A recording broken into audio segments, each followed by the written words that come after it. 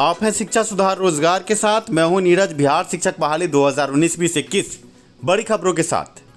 बिहार शिक्षक बहाली को लेकर संशय में जो भी अभ्यर्थी उनके लिए बड़ी खबर आज हम आपको अधिवक्ता से रूबरू कराएंगे। केस CWJC 118/2021 बड़ा केस। किसान सलाहकार को लेकर यह बड़ा केस पटना हाईकोर्ट में वरिष्ठ अधिवक्ता सुरेंद्र कुमार सिंह द्वारा दाखिल किया गया था अभ्यर्थियों की तरफ से, और एक बड़ा आदेश पारित हुआ और 3 महीने के अंदर किसान सलाहकार के पदों पर बहाली को लेकर सरकार और विभाग अपनी स्थिति साफ करे, ये आदेश पारित हुआ। ऐसे में हम आपको बता दें कि स्टेट, बीटेट, सीटेट बड़े केस सुरेंद्र कुमार सिंह के हाथ में, और स्टेट अभ्यर्थियों का PIL केस भी यही आगे पटना हाईकोर्ट में बढ़ा रहे हैं। ऐसे में किसान सलाहकार के केस CWJC 118/2021 में जो बड़ा आदेश पारित करवाया है पटना हाईकोर्ट से, इस पर आज हम चर्चा करेंगे, अधिवक्ता से आपको रूबरू कराएंगे। स्टेट 2019 केस और सीटेट दिसंबर-जनवरी अभ्यर्थियों के केस पर भी इस वीडियो में चर्चा हमने की है अधिवक्ता से। ये वही अधिवक्ता हैं जिनके अथक प्रयास से 2017 बिहार TET भी आगे हुआ, और आगे 2022 में TET का दम भी ये बढ़ते इन्होंने उस केस में भी एक बड़ा आदेश पारित करवाया है। आइए अब हम आपको वरिष्ठ अधिवक्ता सुरेंद्र कुमार सिंह से रूबरू कराते हैं। STET, CTET और BTET केस पर हुई है बड़ी चर्चा। STET केस भी यही पटना हाईकोर्ट में शिक्षा सुधार रोजगार की तरफ से बढ़ा रहे हैं। आइए अब आपको अधिवक्ता से रूबरू कराते हैं। हमारे साथ है वरिष्ठ अधिवक्ता सुरेंद्र कुमार सिंह जी, और आज हम बात कर रहे हैं विभिन्न केसों की, जिन केसों में बहुत सारा ऐसा ऑर्डर आया जिससे बिहार की दशा और दिशा बदलेगी। किसान सलाहकार का एक बड़ा केस इनके यहाँ था और इस पर एक बड़ा आदेश आया। सर, किसान सलाहकार की नियुक्ति के संबंध में जो केस PIL आपकी तरफ से दायर किया गया, उसमें जो बड़ा आदेश आया उस संबंध में कुछ बताएं। हाँ, किसानों की समस्याओं को देखते हुए जी एक PIL दर्ज किए गए थे जी। हाँ, जिसमें डायरेक्शन हुआ है कि चीफ सेक्रेटरी को किसान की समस्या को दिखाते हुए रिप्रेजेंटेशन दाखिल करें जी, और सेक्रेटरी को डायरेक्शन है कि आप उसको 3 माह के अंदर डिस्पोजल करें। जी सर, तो अभी जो ये किसान सलाहकार का मुद्दा था, सिंगल बेंच में रीट के माध्यम से भी ये केस था और आपका केस इसमें आगे बढ़ा है, तो सर कैसे कैसे ये केस आगे बढ़ा और इससे बिहार की दशा और दिशा कैसे बदलेगी? ये जो है किसानों की सामूहिक समस्याएं थी, ऑल बिहार के किसानों के साथ ये घटना थी जी। हर पंचायत में गवर्नमेंट का सर्कुलर है, गवर्नमेंट का नोटिफिकेशन है कि हर पंचायत में एक फार्मर एडवाइजर होंगे, लेकिन यहाँ पर जो है फार्मर एडवाइजर हर पंचायत में अपॉइंटमेंट गवर्नमेंट के द्वारा नहीं किए गए हैं जी।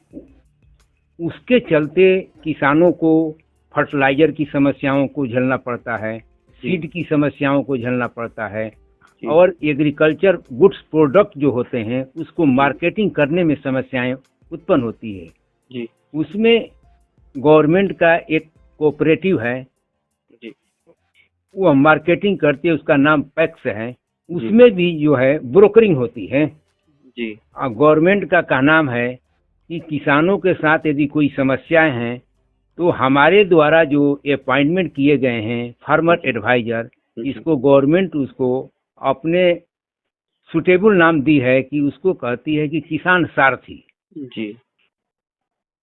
उनसे सलाह लें और आपकी समस्याओं का समाधान होगा।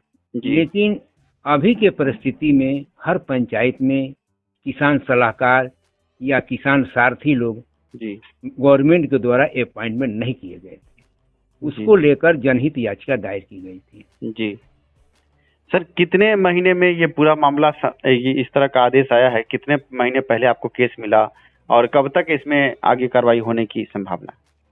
1 माह तो कोर्ट बंद रहे जी। मात्र यदि देखा जाए तो ये ऑर्डर आया है 15 से 20 रोज के अंदर। जी।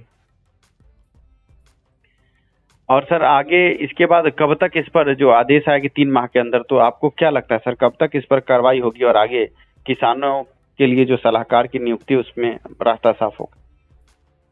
ये तो पिटिशनर को भी डायरेक्शन है कि 4 वीक का टाइम दिया गया है जी, कि 4 वीक के अंदर आप प्रिंसिपल सेक्रेटरी को आप अपना ग्रीवांस रखते हुए रिप्रेजेंटेशन दाखिल करें जी और प्रिंसिपल सेक्रेटरी जो है जी। उसको 3 माह के अंदर ग्रीवांस को देखते हुए किसानों की समस्याओं को उसको डिस्पोजल करें।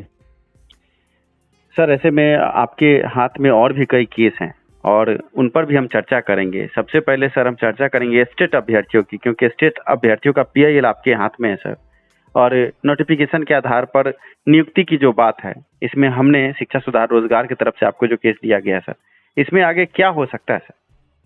इसमें जो नोटिफिकेशन का कंडिका 2 क है जी उसके अनुसार हम लोगों के पक्ष में आएगा, इसलिए कि 2 क जो कंडिका है कंडीशनल है। जी जहाँ कंडीशनल की बात है जी लीगल के अनुसार उसको चेंज नहीं कर सकते हैं। यदि चेंज करते हैं तो आर्टिकल 309 का वायलेशन होगा। जी सर, तो 309 का वायलेशन की जो बात है, तो इसमें जो PIL आगे बढ़ रहा है, तो PIL में हम ऐसा हमें पता है कि इसमें चीफ जस्टिस खुद उस केस को देखते हैं। क्या लगता है सर इसमें कब तक कोई उचित आदेश, क्योंकि ये अभ्यर्थियों का सवाल है, कोर्ट केस है, समय लगता है, पर सर अभ्यर्थियों की तरफ से हम पूछ रहे हैं सर, कब तक इस पे कुछ आ सकता है? ये भी जो है 20 से 1 माह के अंदर हो जाएगा।